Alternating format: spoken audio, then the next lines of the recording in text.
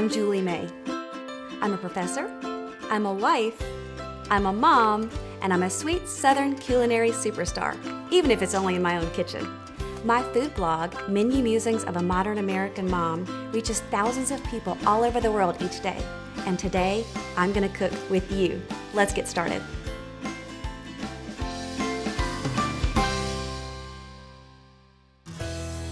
Today, we're starting out at Ingles, getting the ingredients to make a cranberry glazed pork tenderloin.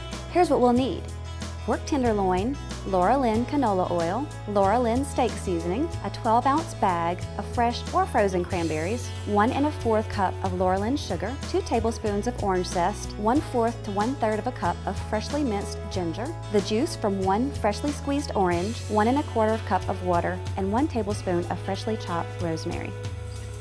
Now remember, all of this is on the website at ingles-markets.com. You can print a list and take it with you, or you can pull it up on your phone. Now let's get cooking. Okay, so I've just preheated the oven to 375 degrees and we're ready to make our cranberry glaze. Before I start with that, I wanted to show you a little bit about how I've prepped these ingredients. This is ginger and it may look kind of strange to you, but it's really easy to peel. All you do is take the edge of the spoon and run it along the edge of the ginger like this, and you can just see that skin peeling off of it. So it's really easy to do. Don't be intimidated by this. And as far as the orange zest, this is like so amazing. You just take a zester and you want to get just the orange part of the orange. The white pith underneath is kind of bitter. So you just kind of go along it like that.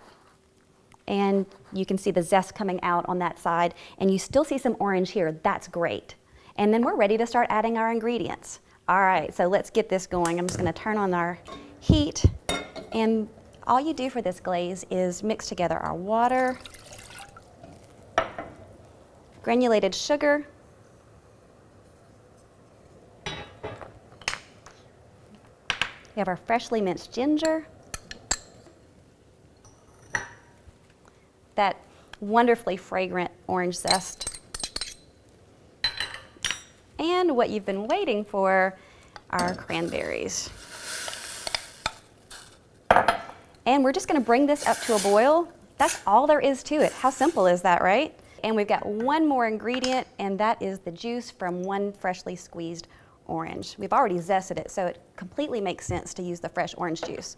And the fresher the better, right? So I'm just gonna bring this up to a boil and probably let it cook for about 10 or 15 minutes so that those cranberries can soften up and turn into our nice chunky glaze. All right, while all these flavors are marrying together on my cranberries, I'm gonna go ahead and start on my pork tenderloin.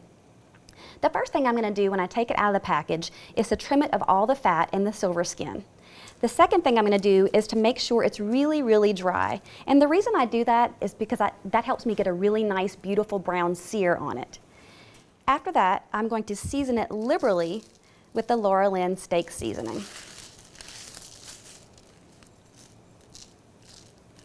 Now I already have my pan preheating because I want it to be really hot when we put it in there. Let's get this all nice and rolled around. All right, so I can feel that the heat coming up from this pan. I know it's really hot. I'm gonna go ahead and add our canola oil. You can see that the canola oil is already starting to have a little shimmer to it. That tells us that it's really hot. All right, so let's get that pork in there. Be really careful with this. You should hear it sizzle. That is exactly the sound that you are looking for to tell you you're doing it right. Now, one mistake I find that people make is they want to turn their meat too quickly. If you try to turn your meat and it kind of sticks to that pan, that tells you it's not quite ready to turn. When you have a great sear on your meat, it should release naturally on its own. So just let it hang out there for a few minutes. Now the reason I'm using canola oil is it has a much lighter flavor than something heavy and fruity like an olive oil.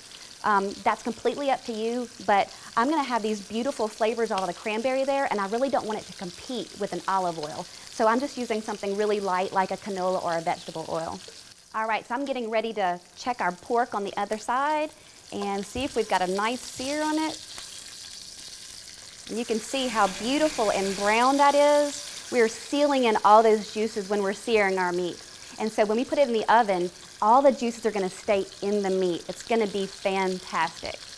All right, now that our cranberry glaze has cooked down, the cranberries have popped, and it's almost kind of got like this gel type of feeling to it, I'm ready to add the rosemary, and this is gonna be ready. So this is almost finished searing. Let's put this together. So let me turn this off real quick. I'm gonna add in our freshly chopped rosemary. You would not believe how this smells. This is so amazing. And that is all there is to it. What do? Dump stuff together and bring it up to a boil? Anyone can do that. All right. So right here I have an oven-safe dish. Make sure that yours says that. I'm going to transfer our seared pork, doesn't it look beautiful, over to this oven-safe dish. Make sure that's off. And then I'm going to put the cranberry glaze over the pork. Not only is it more healthy, but it's going to make for a pretty presentation. So just put that right over the pork. You can see it's just like little bitty jewels in there. And that is all there is to it. One last thing to do before we get this baby in the oven. This is an instant read digital thermometer. These are the best. So what I'm going to do is insert it into the middle of the pork. Now remember, this pork is really hot, so use your tongs. You don't want it touching anything, and you want it as close to the middle as you can. So after we put the probe into the middle of the meat, we're going to set the thermometer for 145 degrees. This is according to the USDA guidelines for pork. If you don't have one of these, you really need one. This takes all of the guesswork out of it. I know a lot of people are intimidated to make something like this because they're unsure if the meat is going to be cooked or if it's going to be overcooked and it's going to be dry and hard. This is what you need. If you don't have one of these, we're going to cook it for roughly 20 to 25 minutes. So now that mine's set, let's get this baby in the oven. After our pork is finished, you're going to hear the thermometer beeping. You're going to take it out and let it rest for 5 or 10 minutes. That's going to let all the juices come back to the core so you don't lose your juice when you cut it. Now, I've already plated some up for you here, and you can see that I've cut them in about 1/2-inch slices and kind of fanned them out over some beautiful Thanksgiving sides, and you can see how beautiful this is. Now, cranberries and ginger are two of the healthiest ingredients you can use for your family. Cranberries are one of the most powerful antioxidants you can find, and ginger's been used for thousands of years as an anti-inflammatory. So not only is your family going to love this dish, you're making them healthier.